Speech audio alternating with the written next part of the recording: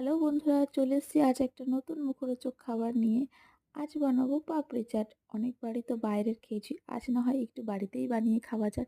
প্রথমে সাজিয়ে নিলাম বাড়িতে বানানো পাপড়িগুলো, তার উপর দিয়ে দিলাম একে একে কেটে রাখা আলু সিদ্ধ, ছোলা মটর সিদ্ধ, একটু টমেটো কুচি, একটু শসা কুচি, একটু পেঁয়াজ কুচি ও একটু বিট গাজরের কুচি। তোমরা চাইলে বিট গাজরটা স্কিপ করে যেতে পারো, কিন্তু আমি ডেকোরেশনের জন্য দিয়েছি, খেতে ভালো লাগবে তাই।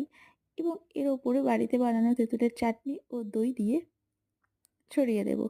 এর ওপর থেকে একটু বিট নুন ও চাট মশলা দিয়ে তার ওপর ঝুরি ভাজা দিয়ে এটা আমরা পরিবেশন করব। ব্যাস, এভাবেই আমাদের হোমমেড পাপড়ি চাট রেডি হয়ে গেল। তো বন্ধুরা, তোমরাও এইভাবে বাড়িতে বানিয়ে খেয়ে দেখতে পারো। এটা সত্যি খুবই ভালো খেতে, দোকানের থেকেও অনেক টেস্টি হয়েছে আর খুবই সহজে বাড়িতে চটজলদি এটা বানানো যায়।